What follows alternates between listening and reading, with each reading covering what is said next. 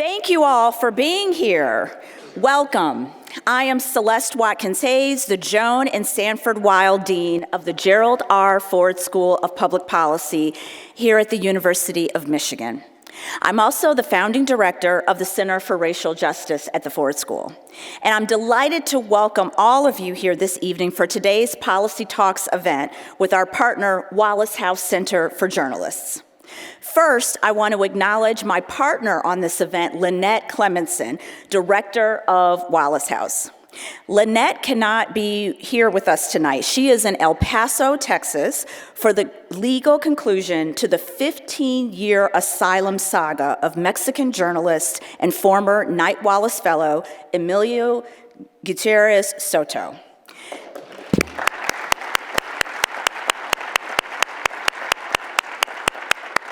As many of you in the audience may be aware, Emilio's life was threatened in his home country for doing his job as a journalist and as a champion of press freedom around the globe. Wallace House became heavily involved in his case. I'm delighted to share that today, in a courtroom in Texas, Emilio was officially granted U.S. asylum.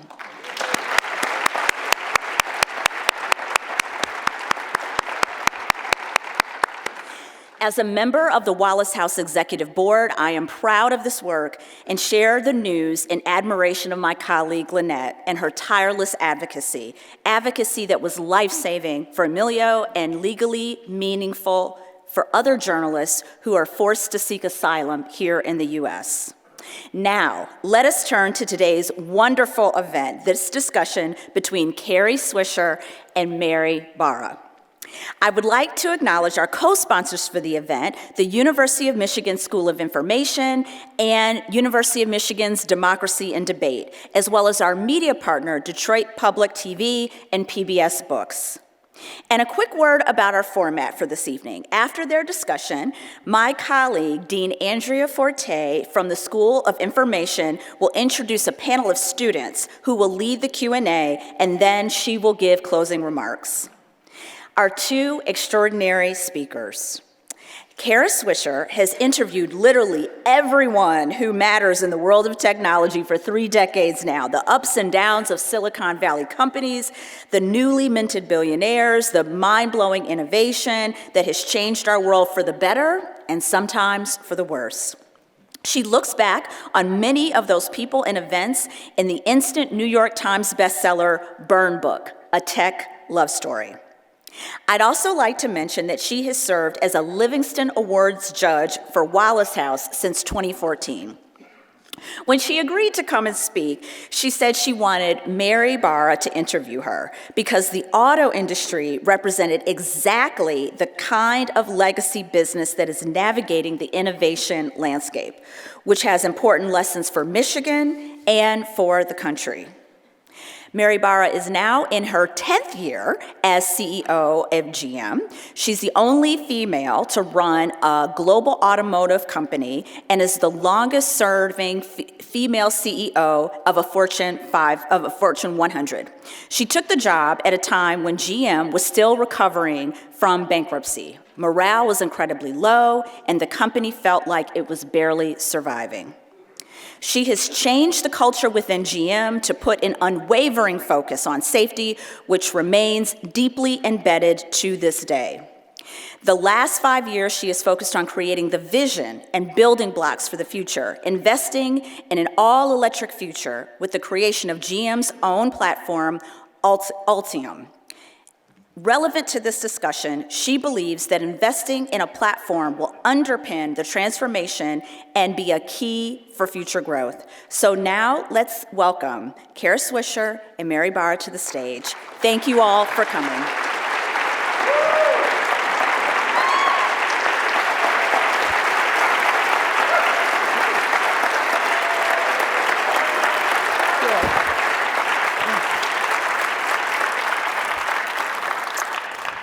Well, first, Celeste, thank you for that introduction, and thanks to University of Michigan and the Wallace House Center for Journalists and the Ford School of Public Policy for hosting us tonight. And let's welcome again Kara Swisher. Thank you. Thank you. Now, my favorite thing about Kara is she drives a Chevy Bolt. I do. I know. So, I know you're going to do an I'm ad excited for a about Chevy that. Bolt. I'm excited about that. But Let me be clear. I bought it myself. You had nothing to do with it. nope. And I love my Chevy Bolt like I shouldn't love an object. I really love it. I sit in it all the time, and I'm very pleased with it. So it's a very nice purchase. It was inexpensive, and I love it more than my Kia. I can't believe that because I love my Kia. So there you have it. Thank you. That's the ad. I'm even more excited. Yeah. No, but I'm also, this is the first time I've really gotten to do this where Yeah. I'm interviewing you. Yes, apparently. Good luck. Yes, so. Because I have some questions, but go ahead. I've had the privilege to be able to read the book, and for those of you who haven't, I think they're going to have an opportunity to buy books at the end of it. I would strongly encourage. I learned so much, and there's so much content. I think we're going to run out of time, especially because we want to make time for your questions. But the amount of material and your frankness and candor, it's an incredible book, and. Topping the New York Times bestseller and is That's one of the right. best-selling books, so congratulations. Thank you. Thank you so much. I feel like I was surprised, but I kind of tried to figure out, I'm kind of an entrepreneurial personality, so I was like, how can I get on the New York Times bestseller list? And I totally engineered it in a weird way. But now RuPaul is kicking my ass, so there you have it. And deservedly. Well, I'm fine. I would be, mid bestseller list or just have a book would be great. So no, I think it's you need great. to write one first. There you go. But again, this interview is also part of the Democracy in Crisis series. And when you think about everything that's going on in the world and what you cover, I think this is going to be a really rich discussion. So let's go ahead and get started. And when we look at what the book, it has a history of tech, but it also has your personal story. So I felt like I really got to know you. So I hope we're going to get to explore a little of that as we go forward. Yep. Just so you know, Kara graduated from Georgetown with a journalism degree and a literature degree and got her master's in journalism from Columbia and also spent time at Duke, where I actually sit on the board of trustees. So go Dukies.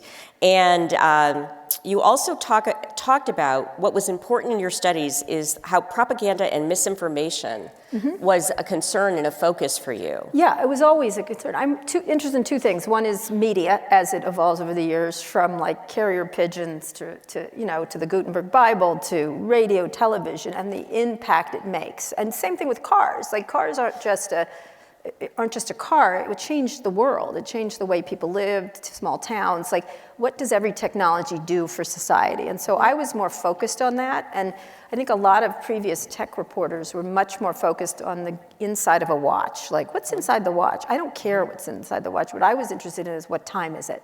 What time is it? I know it sounds dumb, but it's a very different idea when you do these things to understand what you're coming from, because I think all technologies, whether it's the spear or the knife or whatever, changes societies in some fashion. And especially media technologies over the past 100 years, and you've seen what radio did for both Franklin Delano Roosevelt and Adolf Hitler, right? It's different people. They used the technology in a different way. Television, the same thing. Whether it was John F. Kennedy, affected politics very significantly, or any number of things of how we looked at ourselves. And when the internet came, when I saw it for the first time, it went click, click, click, because I had studied the uses of propaganda especially in Nazi Germany and in China and in all over the world. And sometimes propaganda can be used for good things. Often in the war, during World War II, there was a lot of stuff like that. But it was almost always, in fact, always used for bad, always. And so I was super concerned about, when I saw the internet for the first time, the possibilities of usage. And again, as I said a number of times on this book tour, look, Stalin did not need Instagram, right, to kill all those people. All these autocrats, Hitler, whatever, they didn't need Snapchat. They didn't need Twitter or whatever. But if they had it, what would be the difference? And I think you saw that, you've seen it writ large, because he's still around, Donald Trump using social media for his political purposes and to speak directly to people. And then especially now the right is doing it more than the left, which was using this sort of, because they had been left out of regular media. I mean, the regular media was largely I would say center, left, and right. Right, I think that's pretty. It's not true that it's very. If you've worked in any news organization, you know the owners are not what I would call liberal. And so I think what was interesting about it was that the right had been largely left out of regular media, mainstream media, and so they created another, first Fox News and everything else. And so that was interesting to me, how they were using it and abusing it, using the tools that you might use for good things. And so it immediately attracted me. But with that study, you could have easily gone into more of a public policy type role. How did you, so since we have public policy and journalism students, how did you choose journalism? Well, by accident, actually, because I wanted to go into the military. And for those who don't know, there's probably a lot of young people here, you couldn't if you were gay. You absolutely couldn't. And at first it was, you got arrested for it, or you got kicked out and was discharged dishonorably, which was heinous. And then during the Clinton administration, it was don't ask, don't tell, which was almost worse in some weird ways, which is I asked and I told. And so it's like, I'm sorry, I'm very chatty about the situation of my being a gay person. Not that I want to talk about it 24/7, but it's part of me. Who you are. And so I wanted to, my dad was in the military. They paid for his medical school and his college.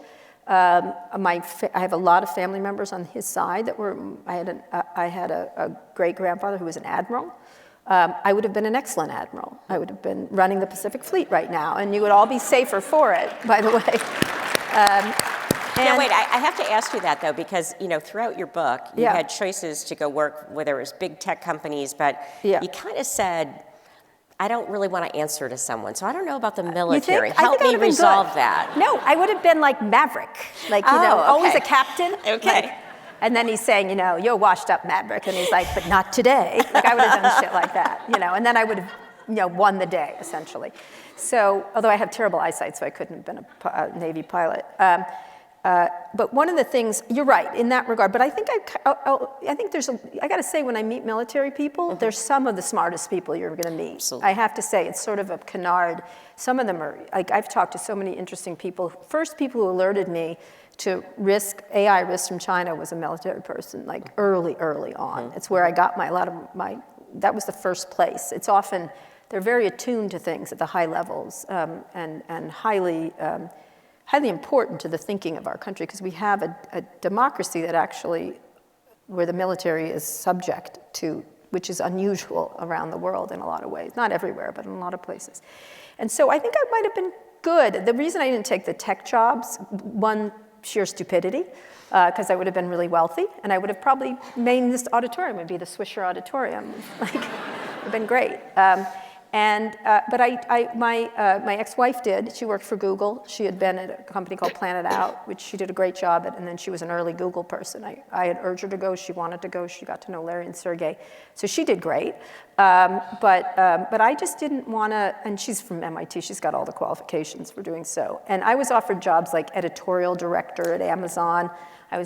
All of them had an editorial director job, but none of them cared about media. So it was hard to take a job like that, although every now and then, Ted Leonsis, who owns like 14 sports teams right now, would send me the amount of money I would have if I had taken the job he had offered. And he's like, oh, it's up today. Like, and you're like, Well, no, I think you stayed true to your course. So I think that's really... Sure, why not? And so, trying to give you credit here. No. I would have been able to afford the lyric. Anyway, sorry. I actually do believe you followed your true heart. Okay. So, chose journalism and then met Walt. Yeah. And, it's clear, that he was a mentor to Mossberg, you. And a very important person. Can you talk a little bit about how that relationship formed? Because, you kind of, encourage each other, but then, really broke new ground together. So can you talk a little bit about that? Well, one of the things, Walt Mossberg, who the book is dedicated to, and is, I think, one of the most entrepreneurial journalists, and you certainly knew him because he wrote a lot about, everybody knows him as Walt, essentially. Right. And one of the things he did, he was covering the State Department, he was covering the Defense Department, and he shifted to cover technology very early on in the early 1990s, which was like, to me, a career ender. People thought it was, and of course he ended up being hugely successful. Right. And one of the things that was interesting about him was that he was always taking chances on things. And one of the things he did is he did amazing reporting, And then he came to a conclusion, which I think journalists weren't doing. They were pretending they didn't have an opinion, not even an opinion, an informed reported analysis. So we would not tell you what was actually happening. We'd tell each other and never tell. And Walt told people, I tried this product and this is what I think. And he also liked and disliked things, both, but he liked them too. And so I thought that was a powerful thing after doing reporting. And so when I was writing my first book about AOL, I met him and he and I were just like mind meld like this. And both he and I thought media would be destroyed by the internet. We really did. We saw it coming. I had already had those feelings. I used to use the cell phone, but the Post had one cell phone in a suitcase. I used a thing called a Trash 80, you probably remember this, the TRS 80, with couplers. I was very interested in why we continued to have a teletype machine. I used to yell at it all the time. I'm like, what is this doing here? I get all the President's Men end of the movie, but otherwise it's useless because we're gonna have computers. And so I was worried about classifieds. And so when I went Walt understood the transformation digital was going to make. And almost nobody, I would say nobody in the industry who was running it for sure, but even reporters didn't understand it, and he did. And so that's probably why we had a mind meld in that we saw it. And then in understanding that, we knew we were screwed from a business point of view if we stayed in the same paradigm, and we had been infected by entrepreneurship. And innovation in a good way. And so we were like, let's try something new in media that people try to make products and focus on the news business rather than just the news. We wanted to understand that if you had a good business, you could do great journalism too. And if you didn't, you were gonna get screwed by what was the trends that were coming down, so. No, I mean, when you think about, you were early on in realizing that everything is going to be digitized. Right, yes. And, I kept saying that, and people thought I was crazy. I'd sit there and I'm like, why are you doing that? Like, I constantly saying, at the Journal, when they wanted me to write earnings reports, this today, GM made blankety blank. I didn't do GM, I did tech companies, but I was like, why am I writing this? A computer could write this. It's just numbers, and they could just, if you program it in, why are people wasting their time? And they'd be like, go sit down and write that, And I'd argue with them about, they had, at the Journal, I had moved to the Journal from the Washington Post because I was super worried about the Washington Post because I had covered retail and all the local retailers had died. And I thought, there's an economic problem for this company. And then the classifieds were getting eaten up by Craigslist, and news was free. And so they didn't have enough products, I think, that were worth it to buy, and they didn't think of adding value to their subscribers. Like, why would you pay for something if it wasn't worth it? Just for what, charity? Or, that's not how people think.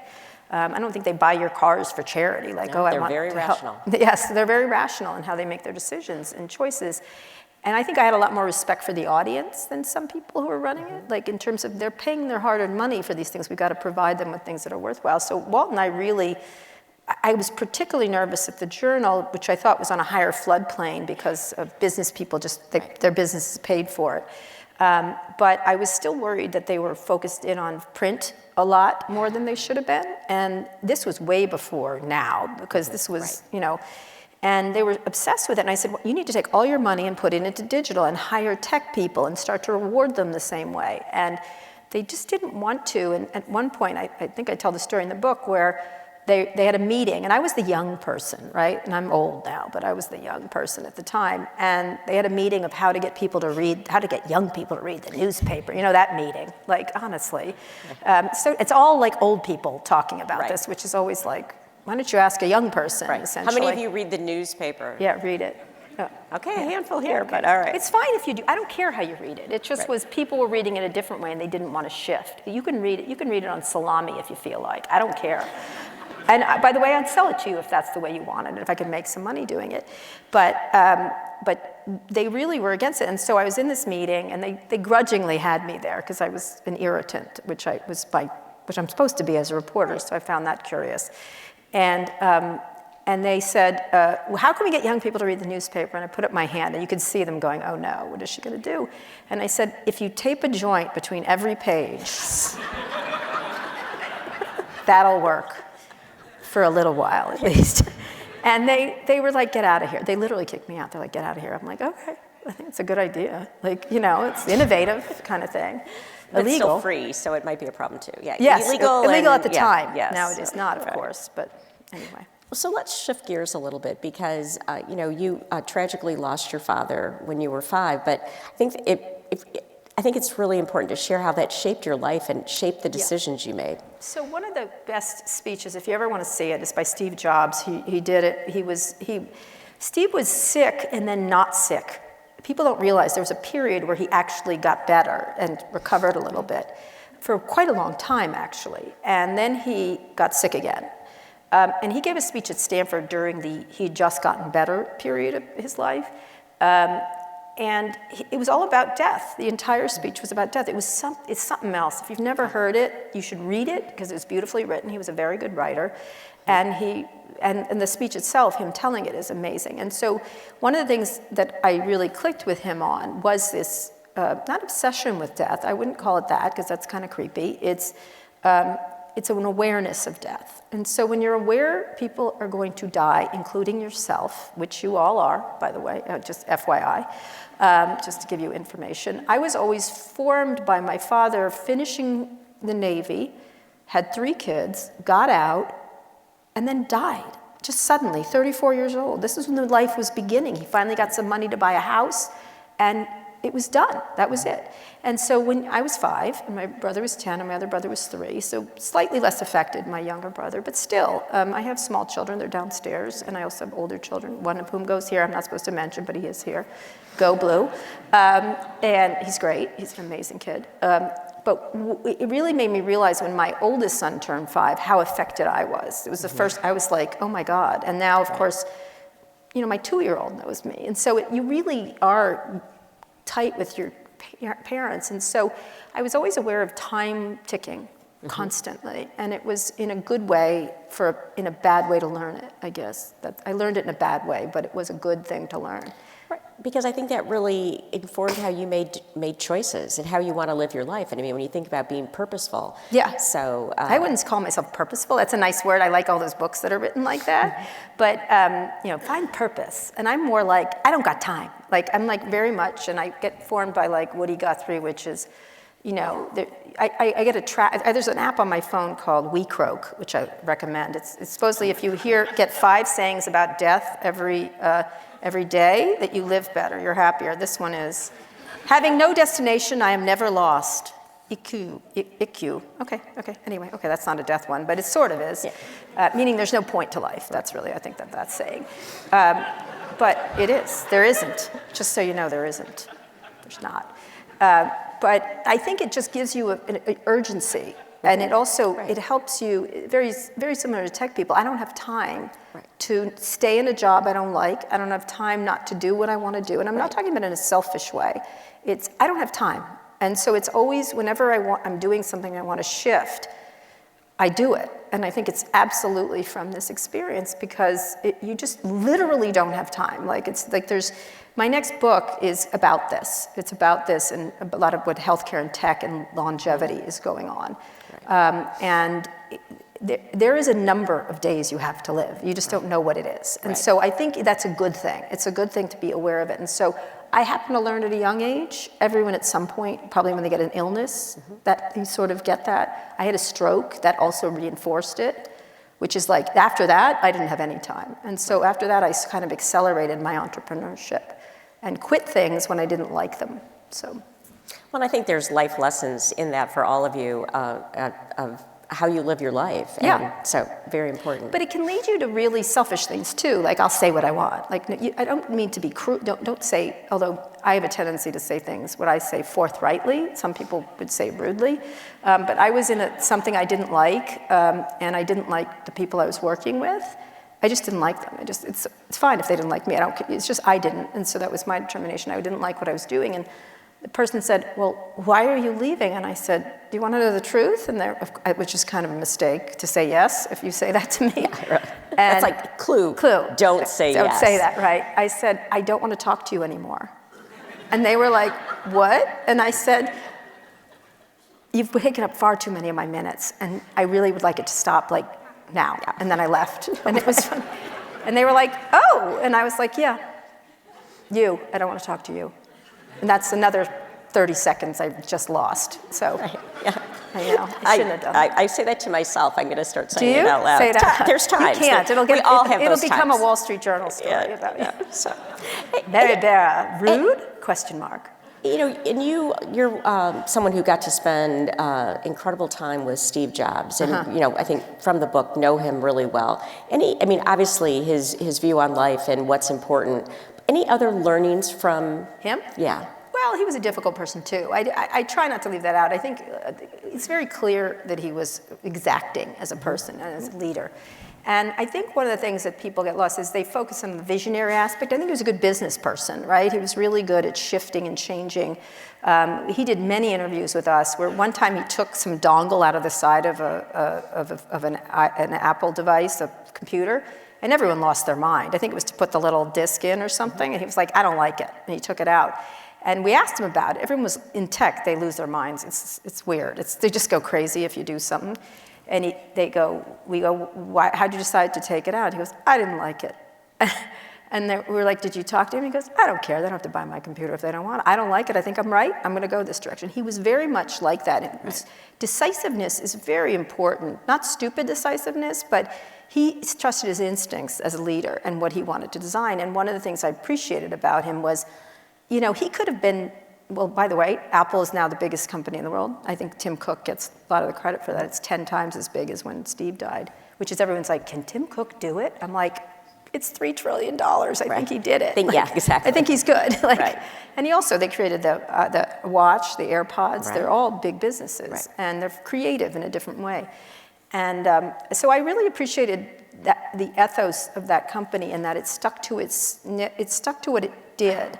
And when it didn't do, and I think that's really hard for companies. You're sort of like, I mean, sure, the car industry's got to be like, what do we do? Or do we go this way? Do we do that way? And you get pulled into directions that are the correct directions, and you get pulled into directions that are not the correct directions that you go in. And I think they did it. I can think of one time Apple did something that was out of their wheelhouse that they shouldn't have done, which was the Ping.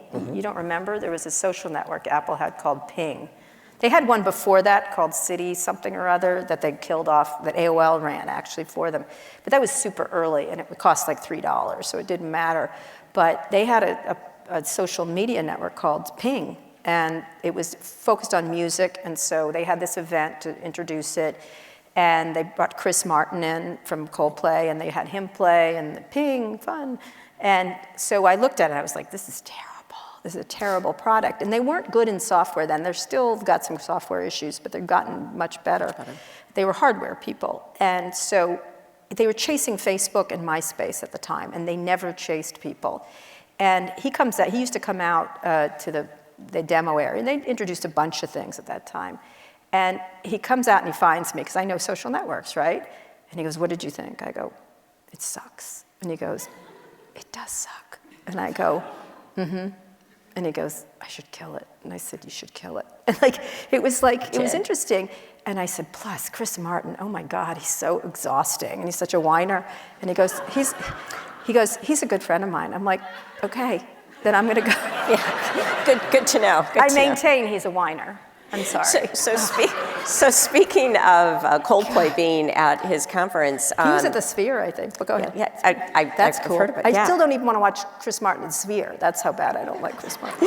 But that's not the oddest event I'm sure you've been to many you didn't write about, but there was a specific baby shower. Oh yeah, that was fun. Maybe. So one of the things tech people do is that they're aggressively, they're performatively joyous, and wacky. They like to be wacky. You must have visited a lot of these campuses. Like, are you kidding me? Yes, okay. I want the one where I can get free M&Ms, but okay. Okay, all right, yes. That's fine. Like, whatever, I can buy my own M&Ms. It's so ridiculous. We're This giving is them true. free. Yeah. We're giving them, you know who charges for things? Apple. Apple's an adult company. Like, you go there and it's like, you start to walk away and they're like, you need to pay for your food. And you're like, oh, wow, I can't believe I can't have the free kombucha made by the people you brought in from Kuala Lumpur, whatever. They always had like crazy stuff at Google. It was just like so ridiculously costly. But they had the money, so who cares? But this was a baby shower so my ex-wife Megan, who's amazing, was working there, and so every now and then, and I covered Google, and I stopped covering Google once she rose there. But I went to a baby shower for Sergey Brin and Ann Wojcicki when they were having a baby, their first child. And so you walked into this warehouse in San Francisco, and there were pictures of them as babies. And I was like, oh, cute, that's so cute, that's a cute idea. But then this woman comes up to you, there's a bunch of them, and they always have these people, these helpers in Silicon Valley. And they're like, would you like a onesie or a diaper? And I was like, what? And they go, would you like to wear a onesie or a diaper? And I said, neither I would like to do. What kind of party is this? Like, is this more interesting than I thought? Because I used to hate to go to tech parties because they were just so performative. And they had people dress up either in onesies or diapers, and with the diaper you got one of those baby bonnets, a baby bottle, and big glasses. And with the onesie you got a rattle and something else. I don't remember. Whatever, it was just ridiculously weird. And I said, no friggin' way, and I ran in, and the girl was chasing me, and I was like, I'm getting in there without the onesie. I go in, and there is literally a big ice sculpture of a woman who has Kahlua, a White Russian, coming out of her breasts, like breastfeeding, that you would put your cup. You know, Ann Wojcicki just sent me that picture, and she goes, in case anyone doubts you, here it is. Here's the naked ice sculpture. With her, it was disgusting. And so, though it was delicious at the same time. You'd think she wouldn't want to document it, but she did. She wanted to make sure if anyone doubted me. I was like, I knew I was right about that. Thank you. I didn't take a picture at the time because it was early. Phones didn't have cameras in them, that many. And so the only person that was not, now Sergey Brin goes by on roller skates in a onesie with a rattle, and then all these other famous tech people. Wendy Dang, the then wife of Rupert Murdoch, was wearing a diaper with leather pants and stilettos. That was weird. And then people were jumping up and down. They had a bounce house. These were adults, okay? And then they had food that was baby food, like, here, have some pudding. And I was like, I like pudding, but not that much. And Pop-Tarts. There was a lot of Pop-Tarts at this party, now that I recall. But Gavin Newsom was the only person not wearing any of these clothes. And he was mayor of San Francisco. And he's like, how'd you get out of it? And I said, dignity. And he goes, and I said, how'd you get out of it? And he said, I knew you'd be here. You'd somehow get a picture of me and report it. And then I'd never be in politics again because I was wearing a diaper because a billionaire told me to. And I said, I would have done that. And he goes, I knew you would have done that. And then we drank the White Russians, and that was the party. So like there was a party like that every freaking, they would hire Devo, they would hire Elton John. It was craziness. It was always some fun thing. I'll tell you one more. One guy, I'm not going to say who it is, but I'll tell you later because you know this person, kept calling me on my phone saying, come to my 16-year-old's party. And I was like, I'm not coming to your 16-year-old's birthday party. How ridiculous. He goes, oh, please come, you'll love it. I'm like, all right. So I drove my little car down to, I think it was a Subaru at the time. Of course it was, a Lesbaru. And so I drove it down at the time, and I get there, and Maroon 5 is playing for his 16-year-old's birthday party, right? Maroon 5. And I don't like Maroon 5, another band I don't like. And he goes, what do you think? I said, well, you better have some money for therapy for your kids someday. Like, what are you talking about? A 16-year-old birthday party playing Maroon 5? Anyway, whatever. Right. Good luck. I just, when you wonder why Elon Musk is crazy. Well, it's kind of like when you think it can't be more bizarre, it got more bizarre. It got more bizarre. Right. It did. It's gotten toxic now, actually. Some of it was funny with like Google and their crazy multicolored bicycles. Like, okay, whatever. You want to have bounce houses. And the food was, but what it was juvenilization of adults. And I think I have that scene with Excite where they had a slide I refused to go down. They had a slide between floor 2. Did they make you do the slide? You never went. I did not do that. Yes, you did not do that, right? So they make you take a slide between floor 1 and floor 2. And they were like, take the slide, Kara. I'm like, I'm not taking a slide. I'm 39 years old. I'm not taking a fucking slide. You're no fun. I go, yeah, I'm no fun. That's right, I do stairs now that I'm an adult. And they would they all took the slide, and you're like, I didn't like it at 5, why would I like it at 39? Right. Like, it was weird. Anyway, and I don't like slides to this day. I'm sorry, I'll stick with it. But they were like that, and it was fine when it was harmless, I guess. And I think what happened, and Facebook had, I think Brandy, who works for you knows, had these zip things, these weird zip, whatever the hell they were. They all had toys, and my kids at the time loved it. My older kids loved it, because it would always be like, I'd take them, because they'd have plenty to play with. but it was adults. And I kept thinking they're juvenilizing adults, and they're juvenilizing particularly men. And they gave them dry cleaning and medical and everything. And I thought, what kind of people are they making here? Because they never have any problems everywhere in their life. And that started to bother me quite a bit. That makes sense.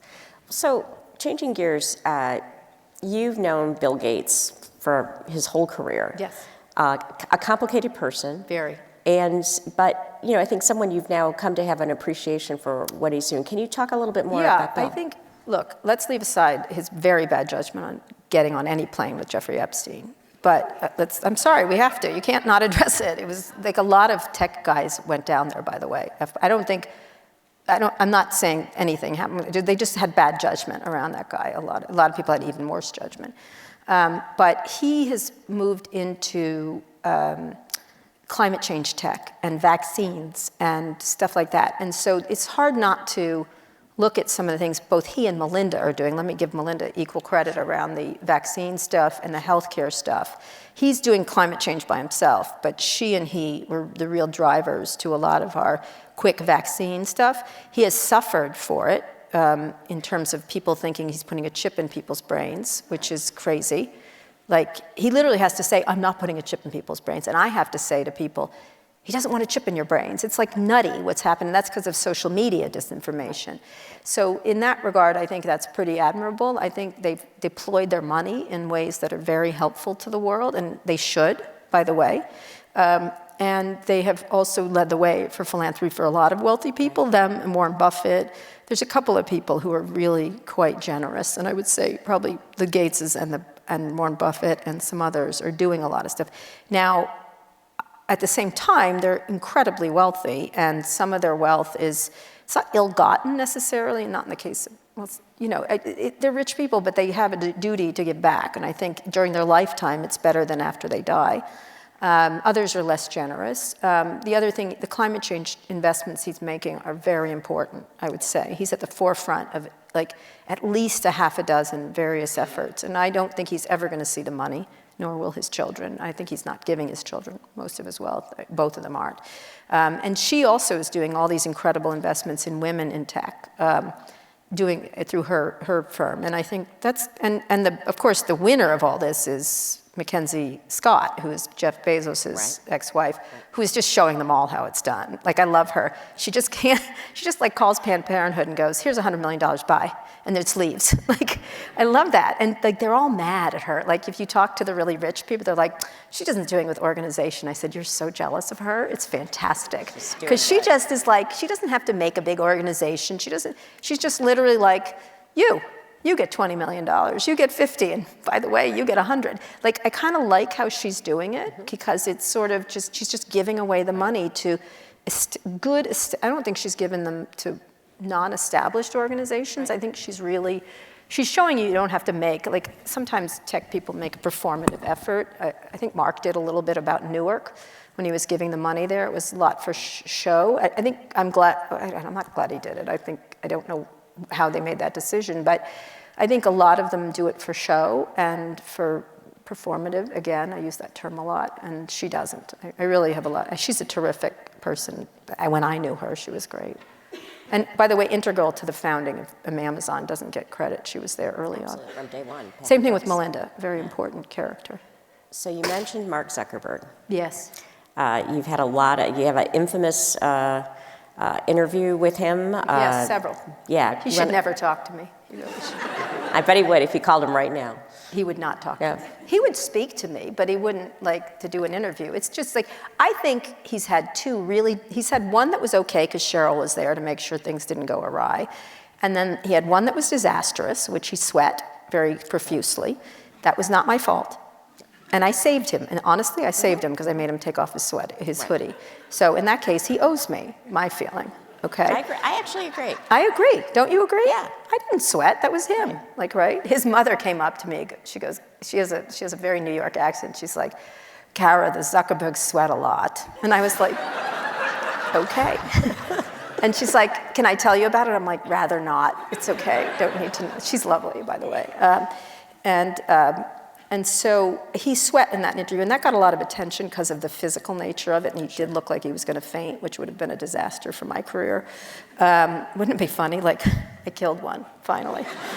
I said I didn't. Temporarily. Temporarily. But, you know, it would have been mouth-to-mouth resuscitation with me, and no, the whole thing. I was like, this guy is not going to faint on my watch. No, not happening, no way, no how. And so I actually, Brandy gave me that hoodie. I'm going to auction it off at some time, one of those hoodies. And so, so on the back, inside of it, there was a whole weird Illuminati, Facebook's community. It was weird. There was a weird symbol on the inside, which was disturbing. Did you give those out? No. GM? No. Yeah, right. You just have like whatever. Just a regular GM, that's it. On the front. Yeah, well, they had stuff on the inside. Communicate was weird. It looked like the Illuminati. But the real disastrous interview, I think that was just, he had a panic attack and wasn't feeling well. And neither Walter or I felt good about that interview because we weren't asking him questions that were particularly hard. He had a panic attack, and that's okay. It was a young guy. And nobody likes that. It's not a good thing. But what was, I think, a disturbing interview for me was the one we did a couple of years later. I think it was 2018, it could have been 2017, where I went to Facebook headquarters. And one of the things I like to do is interview people at their headquarters because they feel safe. And they aren't safe if they're like, they feel like, oh, I'm in my place. Kara can't get me here. And I'm like, oh, that's my favorite place to do it. I have a dream. Note to self. Note to self. Don't let her go to GM to do the interview. I want to interview Donald Trump at Mar-a-Lago. That's where I want to do it. And I want to do it in the lobby, and I want to do it with velvet ropes and a big comfy couch. And then he'll feel real safe. Mm-hmm. Think about it. Yeah. Right? And be like, I got her. I'm like, oh, you don't.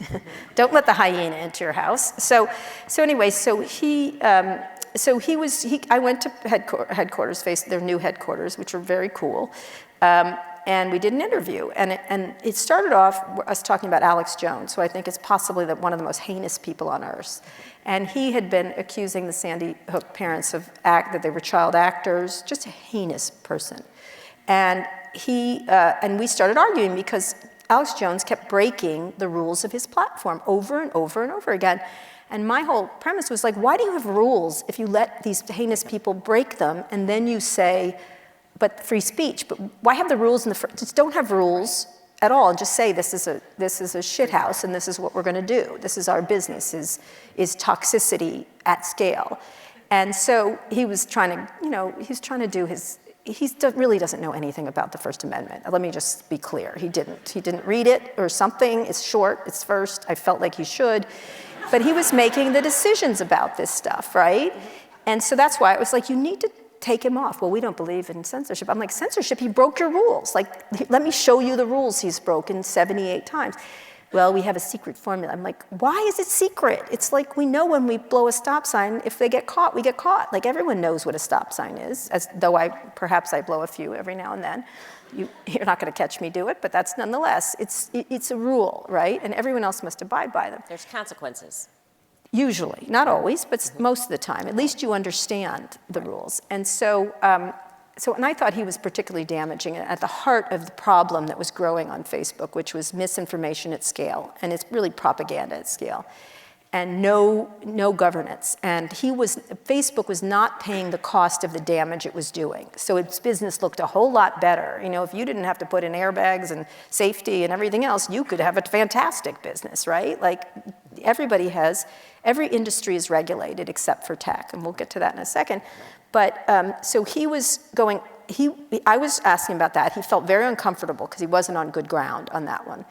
And he said, look, let's switch to Holocaust deniers. And I went, oh, that's a mistake on your part, I thought to myself. Because one, I was a Holocaust studies person in college, so I knew more than he did about the topic. And second, which he didn't know for some reason. And then he's Jewish, and he wanted to do this, even I as a Jew, he was using that, and he said that to me. And I said, okay, go ahead and tell me about this. And he essentially said, Holocaust deniers don't mean to lie, which I thought was not true.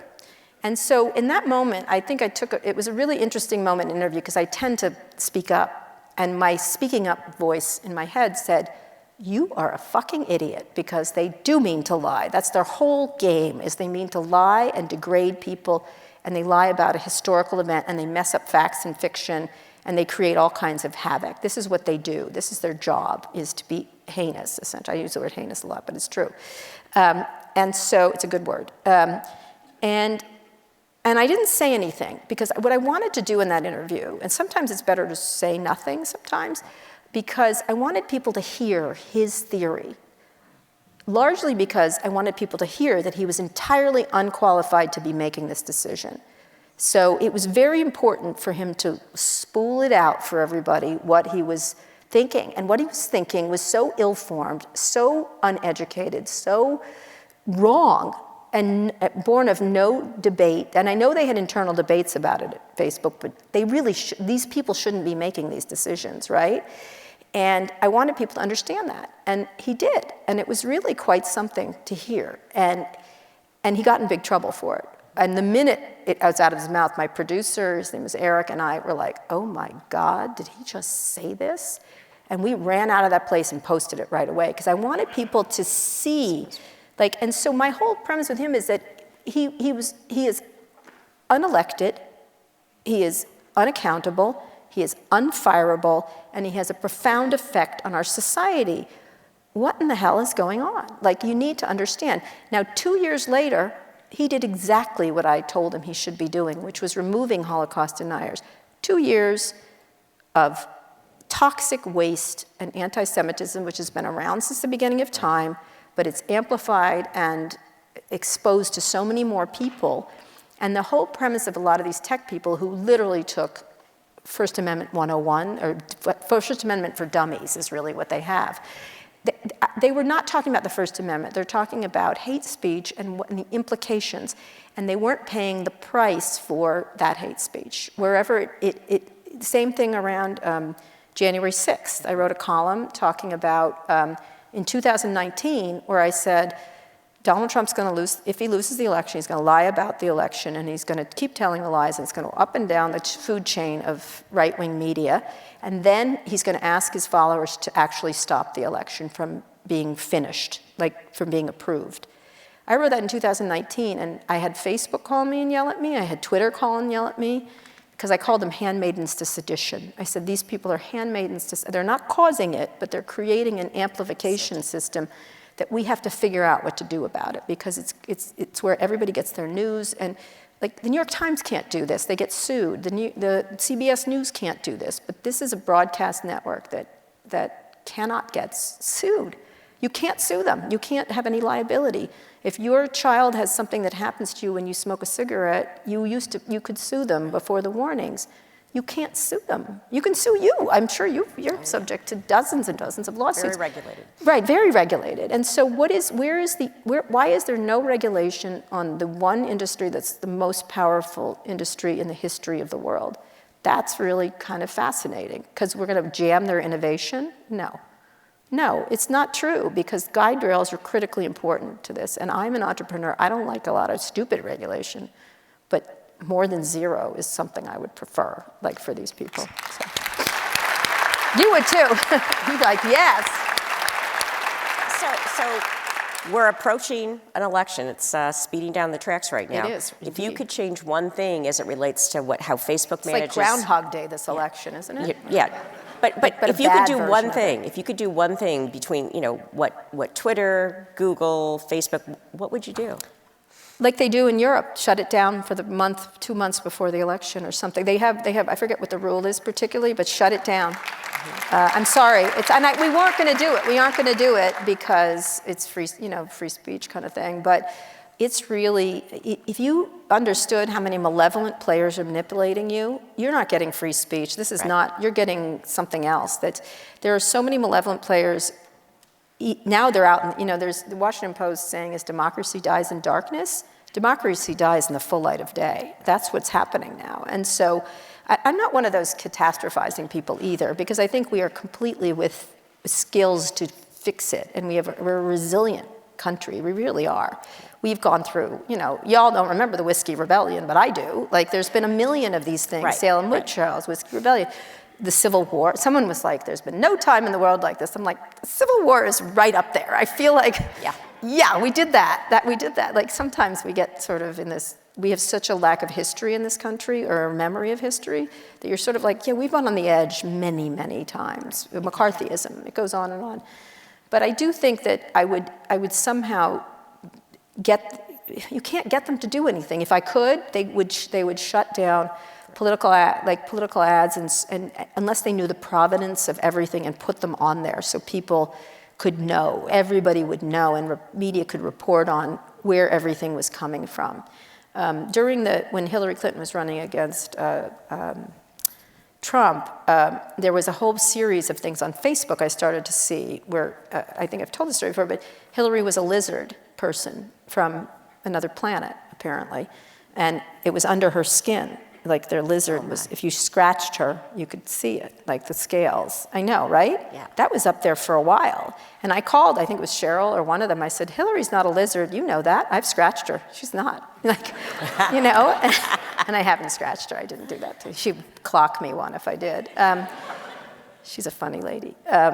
And right, by the way, very right about a lot of stuff if you go back and look at a lot of her speeches. But she was a noisy lady, so, you know, you don't want to listen to her. I have to say, if you go back and listen, she's like dead on correct, which is really interesting. And so I tried to get them to pull that down. Maria Ressa in the story, the woman who won the Nobel Peace Prize, was getting attacked badly in the Philippines by Duterte, who was just an autocrat and a murderer. And she brought me all this data she had brought to Facebook people, and she said, they're not listening to me, maybe they'll listen to you. They didn't listen to me.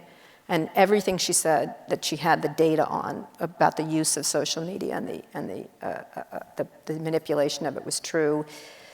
And it took years for them to do anything about it. Myanmar, it just goes on, and they never pay the cost of what it costs, right? That's my whole thing. Like, I don't think they're fully responsible for January 6th, for example, but I know who paid for the cleanup of the Capitol. That was you and me. And taxpayers. Right. They didn't. Right. They didn't pay a penny for it, really. They're not the only problem. For some, it was a huge cost. Well, hopefully they'll take your advice. So we've got to transition to some questions from students. But before we do, let's do a speed round. Mm-hmm. So, what reporter do you admire the most? Walt Mossberg. Okay. What news outlets do you read most? I read everything. I read obviously the New York Times, the Washington Post, Wall Street Journal, and stuff like that. But I read widely. What's really great about the new media environment is all these voices. It's really interesting, and they're building some really interesting businesses, small businesses.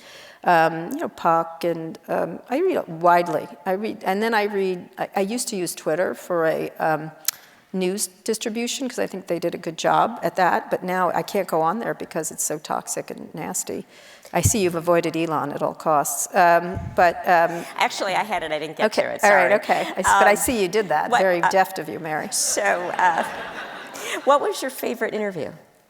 Oh, interesting. All the Steve Jobs interviews. The Steve Jobs and Bill Gates interview that we did together. That's historical. I think in history that will go down in history as an important interview. I thought they're the two iconic people of the age. I very much liked an interview I did with Monica Lewinsky many years ago because I think she's a really interesting character and is probably the only person in that whole saga that didn't drop a dime on anybody. And she was a 19-year-old girl, and I think she's done a lot with her life she really has. And she's a very wise person whose life has been utterly changed by a stupid mistake she made when she was 19 years old. Lesson learned, everyone. Lesson learned. Don't sleep with the president. What tech founder do you admire most? Which tech who? Which tech founder?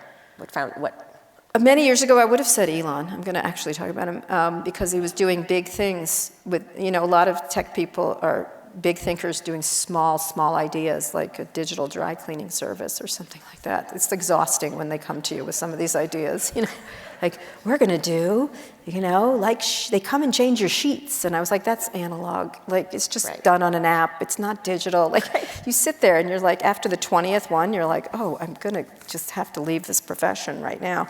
And Elon was very inspiring in terms of the Tesla stuff. He wasn't the founder of Tesla, for people who don't know. He's a very good business person. It's been a huge, that's why I call him the most disappointing person, because, even his, the SpaceX stuff was super interesting.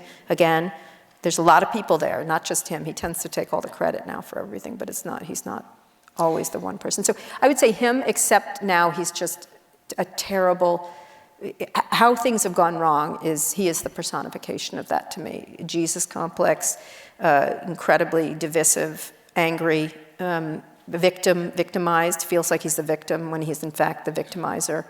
And has really lost the narrative of something that possibly could have gone really well. I like a disruptor like that, but now he's a destroyer, I think, in a lot of ways. And that's disappointing because, no one's inherited Steve Jobs' sort of mantle. You don't need one necessarily, I guess, but no one's inherited that.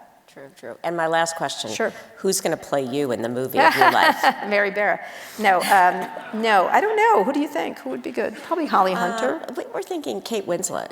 Oh, I'd like that. That would be great. I met her at the Today Show recently. I was talking about all this stuff, and she's doing this great show called Regime right now. She's so terrific. And she literally came over, she goes, "I like the way you talk," and she hugged me, and I was like, and my life is over. That is it. And I said nothing about the door, which I'm obsessed with in Titanic. I'm like, the two of you could have gotten on the door. Technically speaking. He didn't need to die, but I guess for the movie he did, So you could go on and ride horses in Arabia or whatever. Did you see those pictures at the end? Anyway, sorry. Well, I like it. So I think we need to move to student questions. I think we have someone. Yeah, there we go. Are you going to read them or coming up and doing? I'm just going to call on them, but Okay. first I'm going to thank both of you. All right. So I'm Andrea Forte, I'm Dean of the School of Information, and I just want to thank both of you for this fantastic conversation. I'm really grateful for this opportunity to stand on stage with such amazing humans. And I just want to share a little bit about how the School of Information, this really resonates with what we do. We're researching and teaching about how we can build and use technologies in ways that make information a force for social good. And so this has been an incredible conversation for our students and faculty, many of whom are in the audience tonight. So thank you.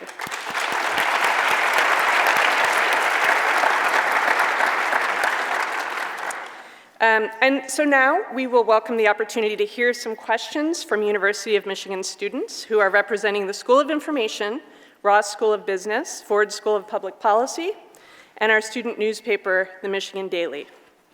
So our first question is from a School of Information PhD student, Jane M. Hi, this is a question for Kara. So in your book, you succinctly wrote about the dangers of social media, and you briefly discussed today. Currently, there are many attempts to reimagine social media in industry and also in academic research. What do you think is the most important angle for us to think about to make a move forward in the long run, but which hasn't been discussed enough? For example, would it be enacting more stricter privacy policies or rethinking social media's business models, actually creating novel social media from the ground up with thoughtful design, etc.? That's a good question. I think there's two things, and it's about any part of technology, including cars, by the way. I think you have to design with safety in mind, and one of the points I make in the book is that a lot of the reasons a lot of tech is not safe is because the people who designed it never feel unsafe as people. They are in a position where they don't feel unsafe, and that's just the facts. And if you meet them, you'll know this, right? They don't understand. When I was at Facebook at one point, when they did Facebook Live, I was like, oh, what about bullying, mass murderers who put on a GoPro, this and that? And the person who was designing it was like, you're a bummer. And I'm like, the human fucking race is a bummer. Like, I'm sorry. Like, I'm sorry to assume the worst, but I think I will. I think we'll start with the worst and then get to the Chewbacca mom. She's great, but like I'm guessing there's some bad people are showing up. And so I think more of I think all engineering students should take philosophy, history, etc. I think they have to. They have to be widely read. That's one. Whatever you think of Steve Jobs and Apple, privacy was thing one, because I think he had a much bigger sense of things. And his business model was around selling stuff, not stealing information from people. I think we don't have any privacy, surveillance, everything. It has to be legislated that there's real teeth around anyone who surveils us in any way. Secondly, real teeth around privacy and data and algorithmic transparency. These are some of the bills that never will pass because tech doesn't want them to. And tech has slid into the center of a highly dysfunctional political situation we have. Cars didn't make it. Pharmaceutical companies get regulated. Airlines, when that airline, I say this a lot because it's just the most recent thing. When that door blew off, 750 planes were grounded. Investigations, people were fired, lawsuits, none of which tech has to pay for. And they just don't. They're not liable for some of their activities. So basic laws, federal laws, the only laws that are being passed are in Europe. I just did an interview with Marguerite Vestager, who's driving them crazy and fining Apple $2.6 billion. Maybe they'll win, maybe they'll lose, but they get their day in court, right? Like that's, even Donald Trump was in court, he lost. That's the way it goes. That's the way it goes for every one of us. It doesn't go that way for tech. And again, they're the richest people. So that's another way. Another way is to involve more than just the engineers in charge of tech. It has to be a wider ranging management system where more people they don't have to just listen to people. The immense power, and I don't think absolute power necessarily corrupts, but it sure seems like it does in a lot of ways. And so, when Elon Musk is making decisions about Ukrainian geofencing, I feel we've lost the narrative as a country, right? I'm sorry. Or a VC is telling us about how to do, no, not VC, this is Bill Ackman, is lecturing us on diversity, equity, and inclusion. I'd like him to sit down, honestly, because he doesn't know what he's talking about. But we let him do it because he's rich, right? And he has rich friends, and they all think they know better. And listen, I do really well in media. I make a lot of money, but I am not going to lecture him on hedge fund investing. Am I going to do a multi-part series about hedge fund investing on Twitter? No, because I'm not that arrogant. And so I think we really have to start to really reset that we let people who are just because, there's often with Elon, they're like, well, he's really successful and therefore, right? I had Mark Benioff on stage, whom I like very much, by the way. And he said, well, Kara, he can land a rocket on a surfboard, right? That's the kind of thing, wow, amazing. I'm like, yeah, but the anti-trans, anti-Semitic promotion really is a problem. They can't separate the two. Right now, I'd love to see Henry Ford today. It would be a little more controversial than what a guy, right? Because he was a deep anti-Semite. He's a professional anti-Semite as far as I can tell, and the stuff he promoted. So that's the kind of thing is why can't we uncouple those things and really be honest to people? And I think probably I would, if I had to pass one bill, it would be an antitrust bill. I think that's the thing, is antitrust has not been updated in years. And Senator Klobuchar from Minnesota has been stymied over and over again. And I recommend a book she's written on antitrust. It's really big and fat. It will kill a poodle if you throw it at it. But it's a great book. It's a great book. Antitrust, big corporations are not keeping us safer. The reason we have cell phones is because AT&T got broken up. Standard Oil would be run in this country if we didn't do, they just would. So I think some things like that seems logical, right? Great. Thanks so much for that question, Jane. Our next question is from Sharif Elmaki from Ford School of Public Policy. Hi there.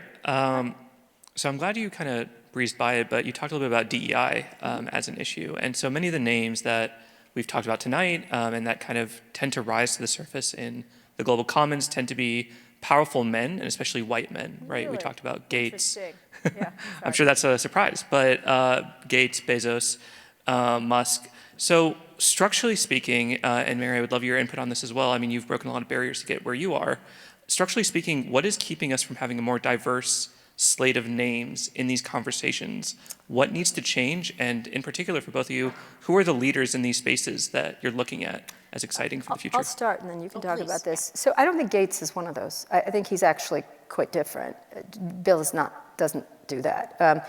Definitely Elon, and definitely Bezos has been sort of sideways on it. He's busy on a yacht enjoying his midlife crisis, so I think he's busy doing other things. But correct? I didn't hear who. Oh, I said Jeff Bezos is busy having a midlife crisis that looks like so much fun.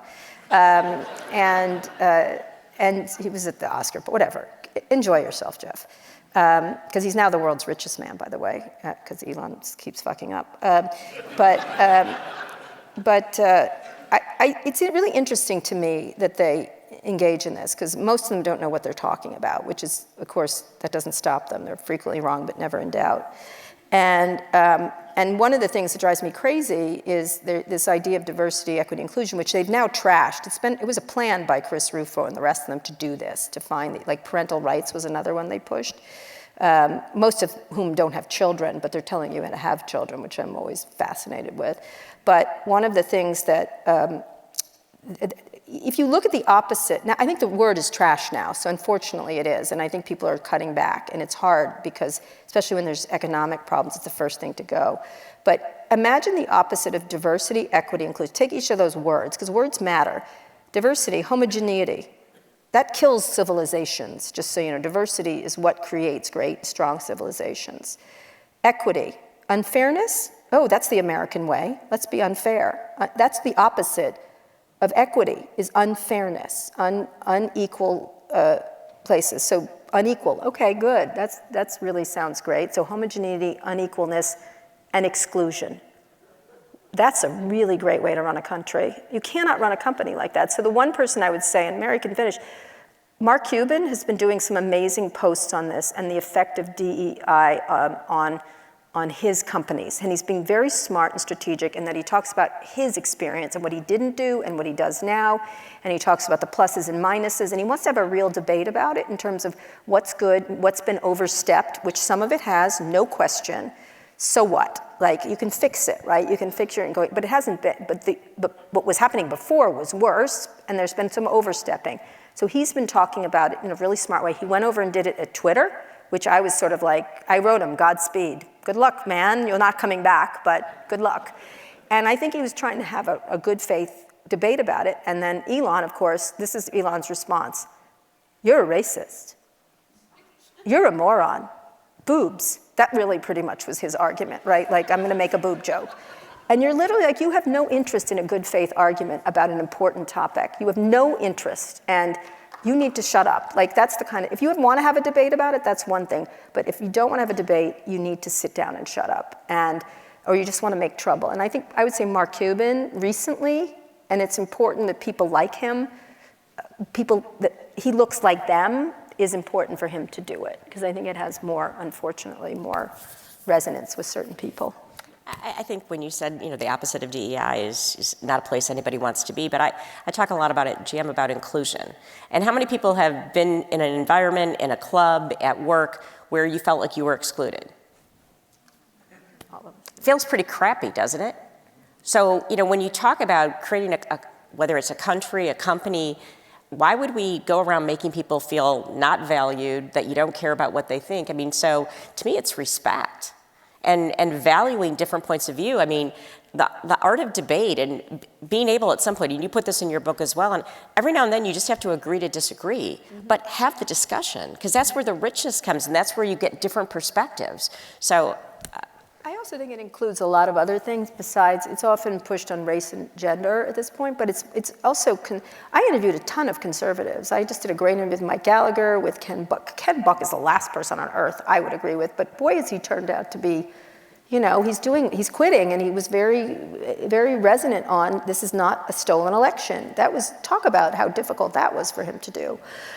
So I think it's really important to get as many allies as possible in this, because they're very well organized on the other side. They really are, and they literally want to destroy if you listen to what they're doing.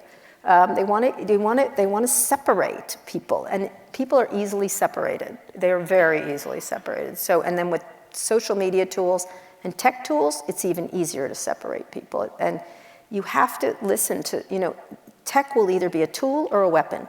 We have to decide which one we want to use it for. Thank you for that question, Sharif, and these wonderful answers. We have 3 more questions. The next one is from Genesis Grant from the Ross School of Business. Hello. All right here, how convenient. Yes. Hi. So this question is for Kara, but we would love your opinion on this too, Mary. So in the tech/innovation space, we see the birth of new companies, but also the importance of their leaders' personalities. So as some of the names we mentioned tonight, Elon Musk with Tesla, Zuckerberg with Facebook, or even GM with Mary Barra. So as someone who's interviewed all of these founders or leaders, what do you think about this trend, and what does a responsible future look like for these companies with such strong CEO identities? I'm not a big lover of big CEO identities. I get it, and I'm like, look, automobile industry, Lee Iacocca, remember that? Like, oh, he wrote a book, everything else, whatever. I think we tend to overestimate our leaders and underestimate everyone under them. And have you heard of Gwen Shotwell? She's running SpaceX. That's who's actually running SpaceX. She doesn't want to be known as that because she likes her job, but it's a woman who's running SpaceX and doing all that work, the real work of that company. And some of it's really amazing. A lot of it's really amazing, actually, and really quite breathtaking.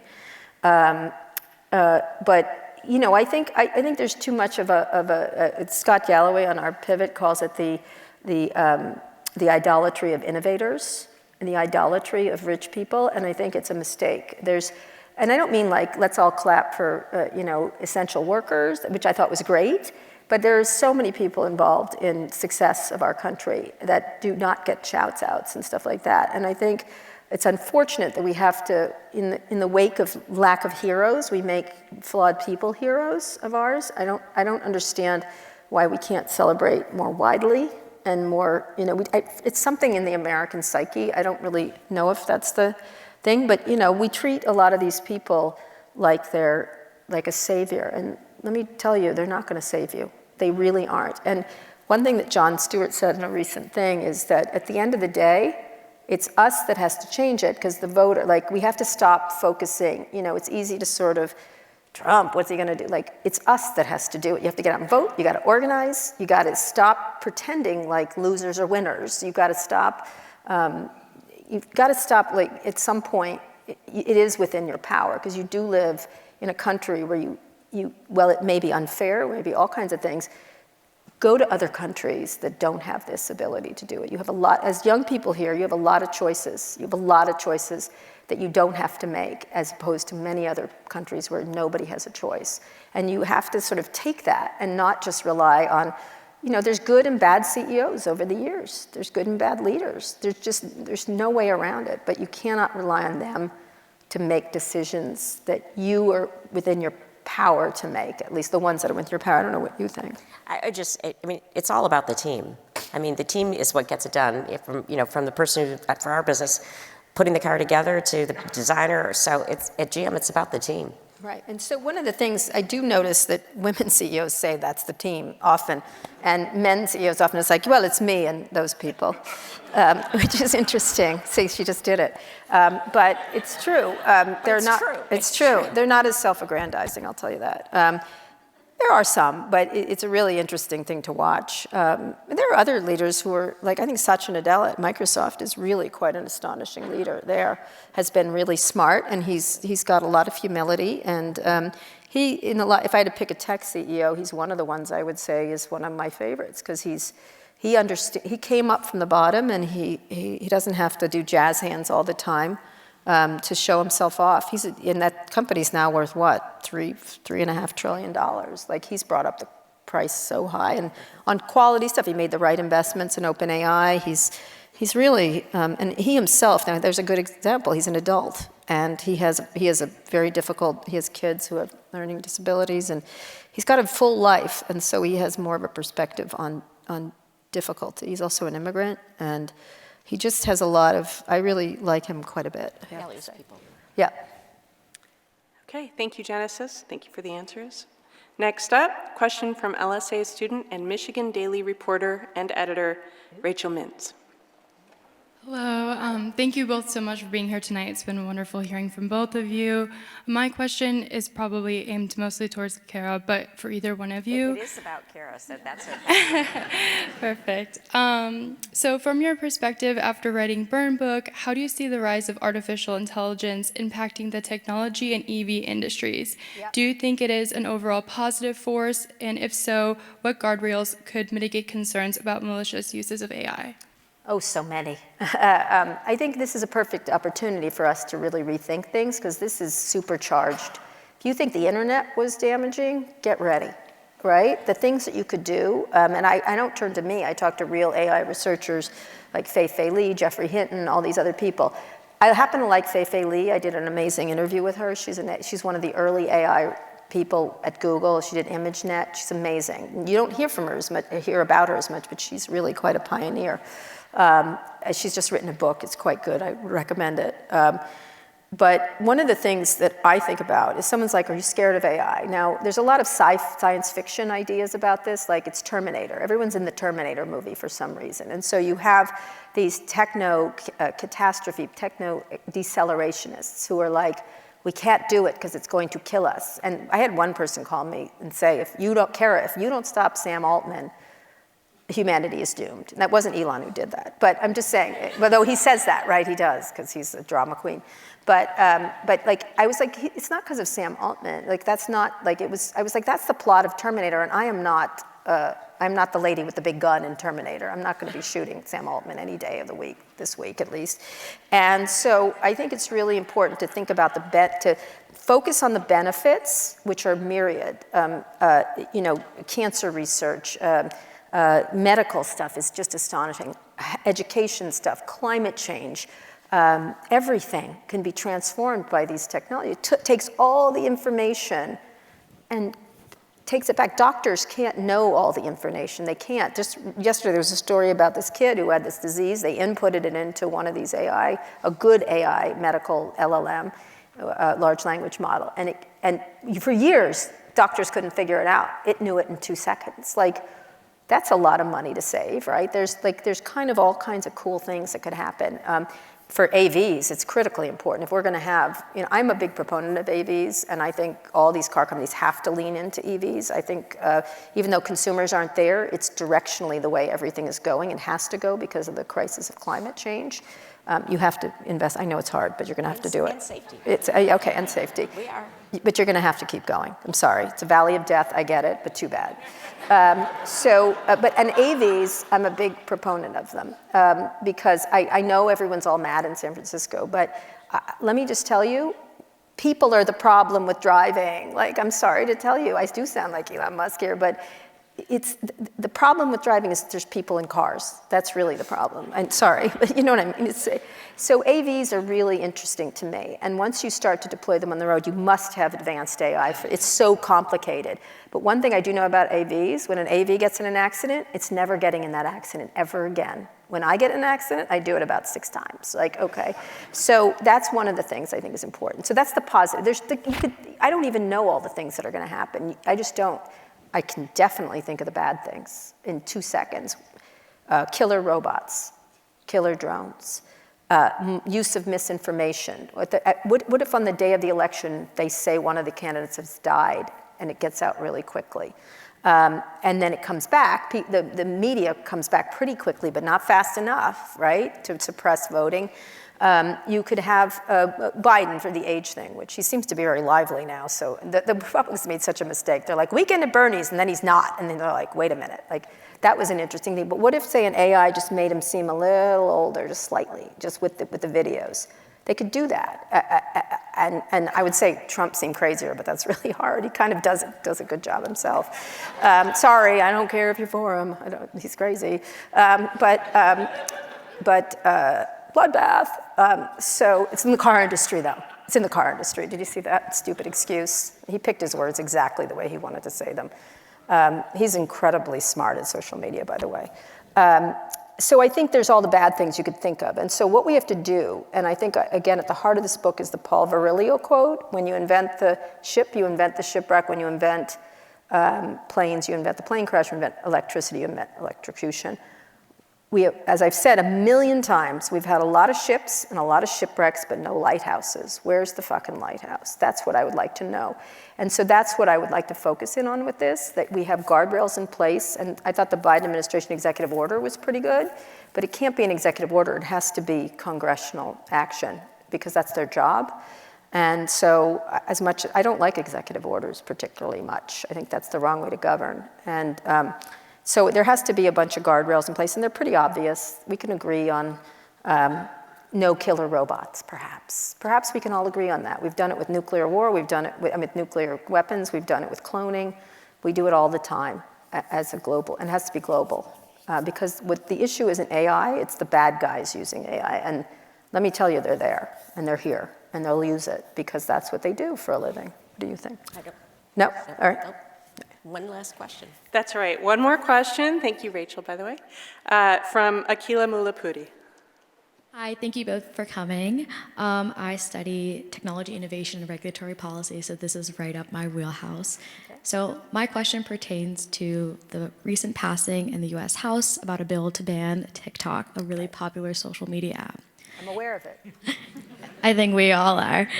In your opinion, is this movement primarily a reflection of anti-China sentiment, a measure for user data protection, or a perceivement of or a perceived infringement on free speech? What do you think the repercussions are going to be for other social media platforms? But moreover, you mentioned something incredibly important, January 6th. What can we do in the face of the upcoming 2024 presidential elections and the challenges that we face with social media? Considering the tools of separation and the lack of guardrails that we're facing, because at the end of the day, it's we who pay the cost to misinformation, disinformation. That is true. Would you like to answer that? There's like 5 in there, so I'm Okay, all gonna right, all right. It's not your area of expertise. I have written a lot about this. A couple of years ago, I wrote a column saying, I love TikTok, it's the best, this is 5 years ago, it's the best new social media app I've ever seen, and it's really an entertainment app, and I use it on a burner phone. And this is because I studied China, and I read what Xi Jinping says. They are our adversary. Whether you like it or not, it's not anti-China, I'm not anti-Chinese. I am anti-Chinese Communist Party, I'm sorry to tell you, because I happen to be a capitalist, and I think they're authoritarians. I think they are. And they're a surveillance state, et cetera, et cetera, et cetera. And they are aiming for global dominance in lots of areas. And I got to tell you, the US innovation system, for all its problems, is the best system in the world. Right now, we're ahead in AI. We're ahead in everything in that regard, but we don't have to be. They can immediately, they're very good at this stuff. Secondly, we're not allowed to have any of our social media apps in China. That's interesting, right? If there was reciprocity, I'd be good with them here, but we don't have reciprocity because they know what we know, which is they're spying on us, or they could spy on. It doesn't really matter. Everyone's like, let's show proof. I'm like, they could. They could. That to me is all you need to know. And China, and we can't be there at all in any way whatsoever. They keep tight control of it because they're an authoritarian country, and that's what authoritarians do, whether you like it or not. Third, they are literally, of course, they're up in our infrastructure. They're everywhere. They're doing it everywhere because that's what you do in a cyber war, which we are at with Russia, with Iran, we're all involved in it. And to pretend otherwise because we happen to like dance videos, you've got to be kidding. Like they of course are there. And so I think it's not just that, but it's propaganda too. And I don't think they're like telling TikTok what to outgive. I don't think that's true. But I'll tell you what, if this thing passes the Senate, which it probably won't, so it doesn't really matter, they will not give us the algorithm because they can't give it. If they give us the algorithm, we'll actually know what they did, right? If we get the history, we'll know what they did. They don't want us to know what they did because if they did anything, and I believe the people who run TikTok don't think that they're being manipulated, but Mark Zuckerberg is manipulating us to sell us socks on Instagram. That's what, or whatever the heck, they're really good ads on Instagram. So that's what he's manipulating, and he should be, it's not one or the other. We need a privacy bill to stop Mark Zuckerberg from stealing our shit, like our data. I'm sorry, we do. But that doesn't mean that China is better, and it definitely isn't. And Mark does make this argument that he should be bigger because of Xi Jinping. I call it the Xi or me argument, and he said that to me during that same interview. And he goes, well, it's Xi, essentially he said, well, it's Xi or me. And I was like, don't like either choice, would like another choice.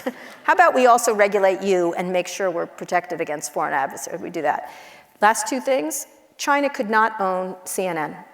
It's a broadcast network. They're not allowed under foreign ownership rules. Now, they've gotten weaker over the past couple of years, but they can't own, by the way, if you combine CNN, NBC, CBS, et cetera, TikTok is so much bigger, it's crazy. So we wouldn't let them own a broadcast network. I'm not sure why we're allowing them to own be able to broadcast all across it's a broadcast network. It's the new broadcast network, and we have to pretend. Now, tech is media. Stop it. Stop pretending they're just a benign platform. It's media. And then lastly, kids, you're not losing TikTok. You're not. It's not going away. It is going to be here. There's all these billionaires who want to be billionaire more, and they will not allow this to die because they're making bank, or they will. It doesn't actually make money. TikTok doesn't make money. It loses money. But they want to make money, and so you will have your TikTok. That is a false argument that it's going away or that the Congress people are taking away your TikTok. You will not. You will have your TikTok. And by the way, in 2 years, you won't like your TikTok. You'll like something else. You heard of MySpace? Yeah, that's right. Exactly. So it's true. It's just, but there are national security issues. And I know there's a Congresswoman, Sarah Jacobs, who's from the Qualcomm family, actually, and she's making a good argument about it. She hasn't seen enough proof. I don't need proof to think the Chinese Communist Party wants to spy on us or influence us, because we want to do that to them. I know what we do. I know what we've done every time, and I've listened to what they've said. And if they didn't, I would eat my hat if they weren't wanting to. They have to be. And so I think, I'm not trying to be a spy or like this is, the world is a difficult place, but the world is a difficult place. And, Putin is a thug and a murderer. That is it. And the fact that tech people are backing him just makes me vomit. Like, vomit. The man's a murderer. Our country is broken and partisan and angry, and it's because the loudest voices in the room get to scream.